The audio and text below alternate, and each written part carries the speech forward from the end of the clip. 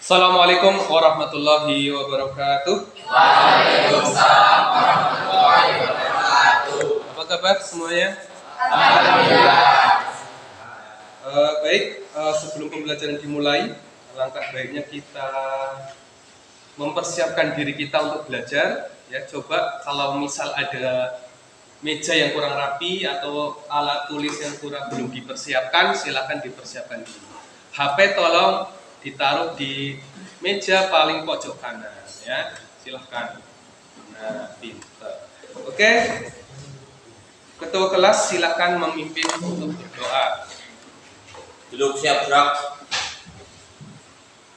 Untuk mengawali pembicaraan ini, berdoa menurut kepercayaan dan agama masing-masing. Berdoa mulai.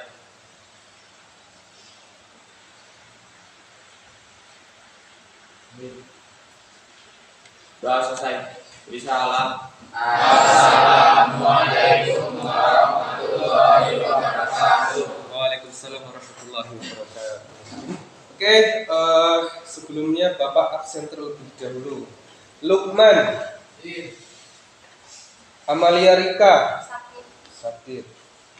Aji Saputra, Bagas, Dela, Fadila, Alfa, Irfan, Uyo, Wahyudin. Baik, alhamdulillah hadir, ya. Hanya beberapa yang sakit, mudah-mudahan diberi kesembuhan. Dan yang Alfa, mudah-mudahan sehat, ya. Mudah-mudahan acara yang dilakukan di sana berjalan dengan lancar dan tentunya bisa kembali ke sekolah untuk minggu depan atau hari besoknya, ya. Baik, perhatikan ke depan, ya, ke depan. Ini ada ungkapan, ya, ada hadis dari Rasulullah SAW terkait dengan sebaik-baik kalian adalah yang mempelajari Quran dan mengajarkannya. Jadi kita belajar. Ya, kalau sudah bisa membaca Al-Quran, ya, mengajarkannya itu poinnya tambah lagi. Ya, bahkan orang yang baru belajar Quran itu pahalanya lebih 2 kali lipat daripada yang udah pinter baca Quran. Tapi janganlah ngarap pahala banyak, ya. Jadi jangan lancar lah gitu biar paling tidak, ya. Justru kalau sudah lancar, sudah mampu mengajarkan, sudah mampu membimbing yang lain, itu pahalanya akan lebih banyak. Oleh karena itu, ya, coba ini, ya, tadarus dulu. Siapa mau baca? Baik, Mbak Hana, coba Mbak Hana yang keras, Mbak Hana. Bismillahirrahmanirrahim. Ya ayyuhan nasu taqu rabbakumul ladzi khalaqakum min nafsin wahidah. Shadaqallahul adzim. Ya, maha besar apa yang dikatakan oleh Allah Subhanahu wa taala. Jelas, ya. Artinya apa? Coba yang baca artinya siapa? Mas Tabur. Coba baca Mas Tabur artinya. Wahai manusia, bertakwalah kepada Tuhanmu yang telah menciptakan kamu dari dunia satu agar. Sebelum lanjut pada materi, kita harus tahu dulu apa kompetensi dasar yang akan kita pelajari pada siang hari ini. Ya. Yang pertama, 3.6 ini tentang menganalisis dan mengevaluasi ketentuan pernikahan dalam Islam. Ya. Dan 4.6 itu menyajikan prinsip-prinsip pernikahan dalam Islam. Oke. Nah, tujuannya apa dalam pembelajaran kali ini? Ya, tujuannya yang pertama, peserta didik atau kalian meyakini bahwa kebenaran ketentuan pelaksanaan pernikahan berdasarkan syariat Islam dan istiqomah dengan benar, dengan yakin dan penuh, ya. Dan yang kedua, tujuannya adalah melalui membaca berbagai sumber belajar dan informasi serta diskusi kelompok, ya. Nanti diskusi kelompok, kalian itu mampu mengidentifikasikan dalil pernikahan yang sesuai dengan syariat Islam. Dan tujuan yang ketiga, melalui pendekatan saintifik dan metode pembelajaran PBL atau problem based learning, itu kalian nanti mampu menjelaskan pernikahan yang dilarang dalam Islam. Oke. Dan peta konsepnya, ya, pada siang hari ini kita akan belajar ini dua. Ya, kita akan mempelajari dalilnya, kemudian dalil tentang pelaksanaan pernikahan dalam Islam dan juga pernikahan yang dilarang sesuai syariat Islam. Oke, ya. Sebelumnya kita kemarin kan sudah belajar ya terkait dengan apa? Coba kemarin minggu lalu Mas Bagas Tujuan pernikahan. tujuan pernikahan, terus apa lagi? Hukum.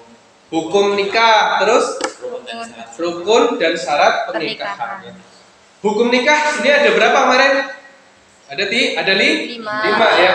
Bahkan sebenarnya hukum nikah adalah boleh. Cuman bisa menjadi wajib, bisa menjadi sunnah, bisa menjadi haram ya kalau sesuai dengan situasi dan kondisi yang ada waktu itu. Dan rukun. Nah, rukun nikah. Ada berapa rukun nikah? 5. Satu apa? Adanya Mempelai laki-laki. Ada mempelai laki-laki. Kemudian 2 Mempelai mempelai perempuan. 3 wali, ada wali. Dan yang terakhir ada saksi, ada saksi, ada ijab kabul.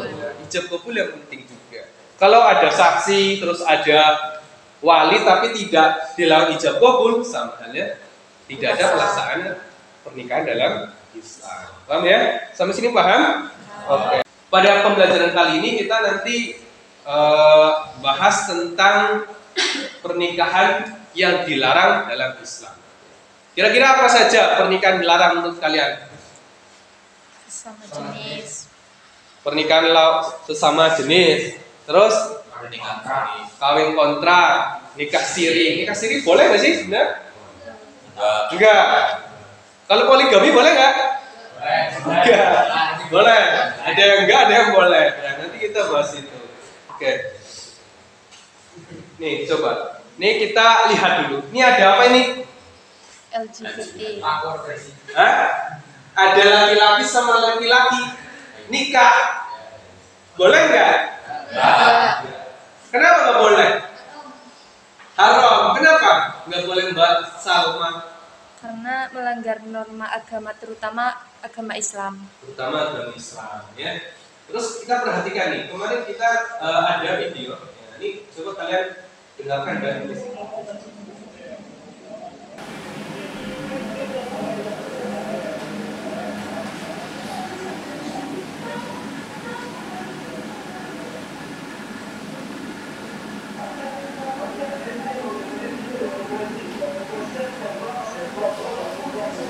bendera pelangi. Bendera pelangi berarti mengamankan apa? Kemarin LGBT ya. Lawan jenis. Lawan jenis sama jenis. Sama jenis ya, laki-laki sama laki-laki, perempuan sama perempuan. Mereka mengamankan dan beranggapan hak mereka. Mau suka sama sesama jenis mau tidak hak mereka. Mereka beranggapan seperti itu. Bagaimana? Kalau secara umum ya memang kalau di Quran itu kan ada kisahnya terkait dengan Gai ya, atau kaum Sodom pada waktu itu. Kalau di Quran suara itu jelaskan bahwa Allah itu melarang ngapain kalian ninggalin istri demi seseorang atau demi laki-laki, gitu kan? Demi seorang laki-laki, tapi dalam badan ada istrinya, tapi dia miliknya laki-laki. Ini halnya sekarang itu bisa dikiaskan dengan hal hukum ini. Dilarang melarang seorang laki-laki menyukai laki-laki atau sebaliknya perempuan suka sama perempuan ini larang. Dikiaskan dengan hukum itu. Walaupun transgender pada waktu Nabi belum ada, tapi itu kan hukumnya nggak boleh. Mengubah kelamin jadi kelamin yang dia hendak itu kan nggak boleh. Itu sama halnya miras kan. Miras kalau di Quran Khomar dijelaskan miras nggak boleh. Terus kalau kamu mabuk dengan komik 1 dus, 2 dus, 3 dus, sama halnya. Mabuk kan? Ya, itu sama dikiaskan. Ya. Paham ya, Mas Ferdi? Ya. Teman-teman yang lain paham ya? Pertemuan kali ini kita nanti pakai kode pembelajaran problem based learning ya, atau pembelajaran yang berbasis masalah, apalagi terkait dengan pernikahan ya. Pernikahan nanti ada beberapa permasalahan yang tentunya kita semua sudah tahu itu, bahkan di kampung mungkin nanti ada permasalahan tentang nikahnya yang tentunya nikahnya dilarang. Oke. Tapi sebelum lanjut itu kita akan membahas dulu dalilnya. Dalil nikah dalam Islam ini disebutkan ya dalam Quran surat Ar-Rum ayat 21. Wa min ayatihi an khalaqa lakum min anfusikum azwaja litaskunu ilaiha wa ja'ala bainakum mawaddatan wa rahmah. Inna fi dzalika laayatin liqaumin yatafakkarun, ya. Dan di antara tanda-tanda kebesaran Allah, ya, ialah Dia menciptakan pasangan-pasangan untukmu dari jenismu sendiri, manusia dari manusia sendiri, jin dari jin sendiri, ya. Tidak mungkin manusia menikahi jin, walaupun ada, ya, ada, ya, karena mungkin kesepakatan kaya harus nikah sama jin. Ini melanggar syariat Islam juga, menyekutukan juga, agar kamu cenderung dan merasa tentram kepadanya, dan Dia menjadikan di antara rasa kasih dan sayang. Sungguh apa yang demikian itu benar-benar terdapat tanda-tanda kebesaran Allah bagi kaum yang berpikir. Lagi-lagi bahwasannya, ya, kita manusia sudah diciptakan secara pasang-pasangan. Laki-laki Adam Allah ciptakan, kemudian Allah ciptakan siapa lagi? Hawa dari tulang rusuk. Kenapa Allah nggak ciptakan Adam lagi? Kenapa harus Hawa? Ya kan? Kenapa perempuan diciptakan? Nah, tujuannya satu. Ya, dalil selanjutnya, ya, di Quran surat An-Nisa ayat 1. Ya, ini poinnya adalah ketika, ya, dari Allah menciptakan laki-laki dan perempuan, ya, untuk memperbanyak keturunan. Laki-laki sama perempuan biar berkembang biak. Nabi Adam sama Hawa diciptakan berkembang biak kan sampai sekarang. Kita cucunya Nabi Adam. Kalau Allah menciptakan satu jenis, ya tidak mungkin. Allah juga tidak mungkin menciptakan satu jenis. Paham sampai sini? Mas Haji paham? Jangan sendiri Mas Haji, ya, sama Mas Tri, jangan perhatikan ke sini ke depan. Baik, ya. Sampai sini paham? Paham? Baik. Permasalahannya. Nah, kita langsung ke permasalahan dalam apa namanya? Pernikahan. Oke. Kita akan tahu nih dalam Islam. Misalkan kita. Oke, kita tahu dalam Islam, ya, dalam Islam sendiri, ya, harus menikah kan harus sesuai syarat, harus sesuai rukun dan memiliki tujuan, gitu kan? Ya. Kita sudah tahu. Tapi ternyata kalau kita telisik, ya, ada beberapa pernikahan yang dilarang dalam Islam tetap dilakukan. Nah, oleh karena itu nanti kalian diskusikan nih, contoh ada pernikahan mut'ah, ada pernikahan beda agama, terjadi nggak? Terjadi. Ada nggak? Ada banyak. Ya, terus ada pernikahan muhalil, pernikahan sigor. Ini apa? Nanti kita diskusikan di baik kelompok, ya. Nanti kelompoknya mendiskusikan satu. Pertama, kelompok satu pernikahan mut'ah atau pernikahan kawin kontrak, ya. Dan kelompok dua pernikahan beda agama, ya. Dan kelompok 4 pernikahan muhalil, dan kelompok terakhir pernikahan sigor, ya. Oke, jadi nanti kalian silakan mulai berkelompok dengan kelompoknya masing-masing. Oke. Ayo. Kelompok 1 sebelah sini boleh, nomor 2 sini.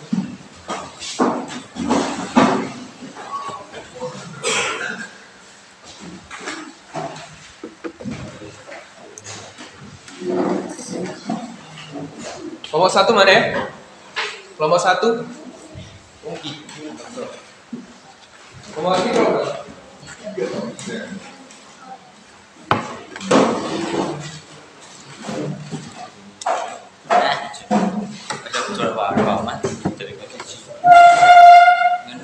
Ini kelompok berapa? 2. Jadi ini.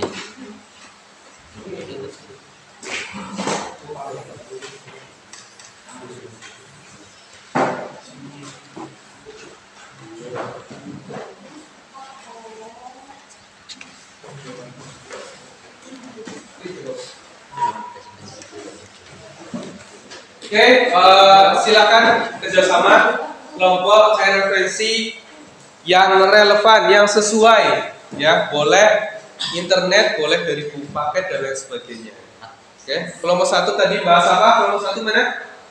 Bahas apa? Pernikahan. Kelompok 2 Beda agama. Nomor 3 mana? Muhalil. Kemudian 4. Oke, silakan diskusi. Kemudian apa namanya? Nanti ya kalau diskusinya sudah dipresentasikan. Referensi silakan, boleh lewat internet boleh. Terus yang penting apa namanya dalam mencari referensinya harus sesuai ya. Jangan asal nyomot, jangan asal apa namanya ambil di Google. Kan ada tuh Google Literasi atau Google Cendekiawan, itu biasanya valid. Penelitian banyak sekali di situ. Referensinya ke situ. Ya, gitu.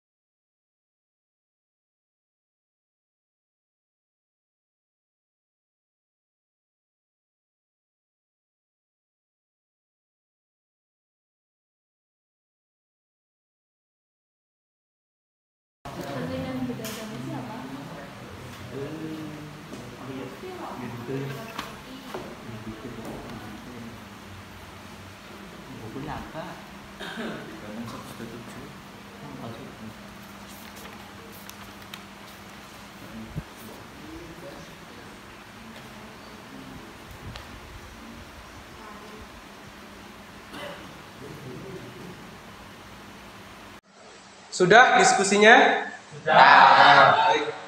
Berarti sekarang presentasi ya, untuk hasil diskusinya dipresentasikan ke depan. Dari kelompok berapa dulu? Satu. Baik, dari kelompok 1 mana? Oke, kelompok 1 siap ya? Oke, silakan maju depan. Mulai saja presentasinya. Assalamualaikum warahmatullahi wabarakatuh. Waalaikumsalam warahmatullahi wabarakatuh. Kami dari kelompok 1 akan mempresentasikan hasil diskusi kami dengan tema nikah mut'ah atau nikah kontrak. Hukum pernikahan mut'ah atau bisa dikenal dengan kawin kontrak. Pada dasarnya pernikahan dalam Islam adalah sesuatu yang halal dan bahkan disunahkan, namun pernikahan itu sendiri memiliki syarat sah dan hukum nikah atau tidak terjerumus dalam keliruan kezaliman dalam pernikahan. Terus bagaimana nikah mut'ah atau nikah kontrak menurut Islam? Dalam sejarahnya memang nikah mut'ah pernah diperbolehkan oleh Rasulullah SAW karena pada saat itu masih pada masa transisi dari masa jahiliyah pada masa Islam, yang mana pada masa jahiliyah nikah kontrak biasa dilakukan untuk menjauhi perzinaan. Akan tetapi setelah 3 hari diperbolehkannya nikah kontrak, Rasulullah SAW melarangnya sampai hari kiamat. Sebagaimana ada di hadis Muslim, Rasulullah bersabda, "Wahai manusia, dahulu aku mengizinkan kamu nikah mut'ah. Ketahuilah bahwa Allah Subhanahu wa Ta'ala telah mengharamkannya sampai hari kiamat."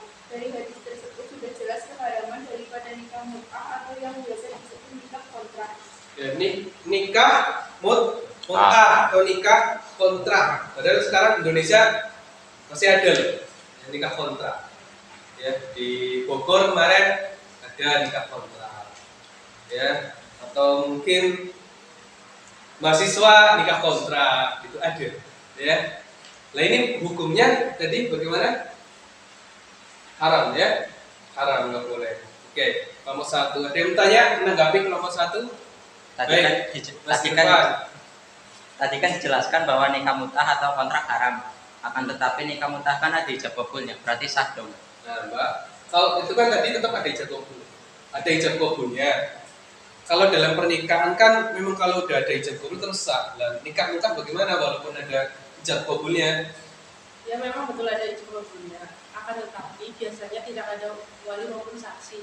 Pernikahan mut'ah dibatasi dengan waktu dan sangat melenceng dari syariat Islam. Karena salah satu dari tujuan menikah adalah menggapai kebahagiaan dunia akhirat bersama. Dan nikah kontrak tujuannya juga jelas, yaitu hanya nafsu semata dan akhirnya merugikan pihak perempuan. Jadi tetap haram Mas Ivan ya. Yang lain walaupun ada ijab kabul, tapi kan ada perjanjian batas waktu. Ya, nikah sebenarnya kan nggak ada batasan waktu. Nikah kan terjadi seumur hidup ya. Seumur hidup sekali, nggak usah berkali-kali, sekali saja sudah cukup. Ya, dan itu mudah-mudahan ya kita dijauhi dari itu. Ya, daripada nikah kontrak, nggak usah coba-coba. Kalau mau coba nikah yang resmi saja. Nggak usah nikah kontrak, nggak usah nikah mut'ah, nggak usah datang ke puncak. Ya, kalau mau lihat ke sana tradisi itu mungkin boleh. Oh, ternyata masih ada loh di Bogor, masih ada. Ya, kelompok 1. Baik, tepuk tangan buat kelompok 1. Baik, alhamdulillah tadi kelompok 1 sampai kelompok 4 ya sudah mempresentasikan hasil daripada diskusinya. Ya, sudah jelas ya. Tadi ada nikah mut'ah, nikah beda agama, nikah sigor, dan nikah muhalil. Dari 4 kelompok itu dapat dipahami ya semuanya ya. Paham ya? Ada yang bertanya lagi nggak terkait tadi? Oke Mas Rahmat, coba tanyakan yang keras mah. Ya. Perbedaan nikah siri dan nikah kontrak apa? Nikah sir, nikah kontrak ya. Nikah siri itu kan nikah yang tidak dicatat oleh negara ya. Tidak ada buku nikahnya. Itu biasanya dilakukan ya penghulunya kiai ya atau yang berkewenangan di kampung itu. Tujuannya apa? Ya daripada mungkin zina atau hamil duluan, maka nikah sir dulu. Tapi harapannya kalau sudah nikah siri itu nanti dilanjut ke KUA untuk dicatat pernikahannya biar legal secara hukum, secara undang-undang. Walaupun sudah legal secara syariat ya. Dan nikah mut'ah beda, jelas tadi sampaikan nikah kontrak ya haram, itu nggak boleh dicoba, nggak boleh dilakukan oleh kita semuanya. Ya, paham ya Mas Rahmat? Ada lagi nggak? Oke Mas Tangkun. Jika ada calon pasangan pengantin yang beda agama, dan jika yang muslim itu mau menjadi mualaf, yang penting nikah dengan yang muslim bagaimana hukumnya, apa boleh? Oke, berarti ada 2 calon pengantin nih, laki-lakinya ya jadi non muslim, yang perempuannya muslim. Nah, kan pada dasarnya nikah beda agama tidak diperbolehkan dalam Islam, nggak boleh. Di Quran Al-Baqarah itu tidak boleh. Laki-laki baik laki-laki muslim atau perempuan muslim ketika menikah dengan yang non muslim itu nggak boleh pada dasar awalnya. Ya. Dan apalagi nih niatnya, ya nanti kalau saya nikah sama kamu saya muslim dah. Gitu. Nah ini ada salah kaprah, nikah terus baru muslim. Lebih baiknya memang kalau misal dia sudah niat untuk menjadi muslim ya tinggal jadi muslim aja, jangan embel-embel nikah. Karena takutnya nanti ketika sudah menikah, ya namanya keyakinan, ya jadi berubah. Udah nikah, udah punya anak, akhirnya murtad lagi, anaknya dibawa ke yang non muslim, itu biasa jadi. Makanya diharapkan jangan menikah dengan yang non muslim. Ini kan muslim semua. Yang muslim sampai sini paham? Paham. Berarti ya untuk mengetahui pengetahuan kalian terkait dengan materi tadi, ya Bapak akan mengadakan post test. Ya, post testnya silakan HP-nya dibuka, ya. Nanti Bapak share linknya di grup WhatsApp, gitu ya. Share link. Udah muncul linknya ya? Ya, silakan dikerjakan. Dan kesimpulan daripada pembelajaran kali ini, ya. Coba ada yang bisa bacakan kesimpulan? Mas Bagas, oke. Pernikahan adalah perintah Allah sebagaimana telah diusulkan dalam Quran surat An-Nisa 4 ayat 1. Dari pembelajaran kali ini kita refleksi. Ada yang mau merefleksi pembelajaran? Oke, Mas Wahyudin. Kita menjadi tahu tentang pernikahan dilarang dalam Islam. Oke. Contohnya ya pernikahan sama jenis. Sama jenis. Oke. Beda agama. Kawin kontrak. Oke, ya, kawin kontrak, pernikahan sama jenis, pernikahan beda agama ini yang dapat diambil pelajaran pada materi kali ini. Ya. Baik, sebelum Bapak tutup, ya, perlu diketahui bahwa minggu depan kita akan mempelajari tentang hikmah daripada pernikahan dan tentang demonstrasi terkait nikah. Ya, jadi besok kita praktek nikah. Pertemuan depan praktek nikah dan hikmah daripada pernikahan dalam Islam. Sebelum Bapak tutup, ada yang mau tanya tidak? Tidak, cukup ya? Cukup. Paham? Baik, kita tutup dengan bacaan hamdalah bersama. Alhamdulillahirobbilalamin. Wassalamualaikum warahmatullahi wabarakatuh. Waalaikumsalam warahmatullahi wabarakatuh.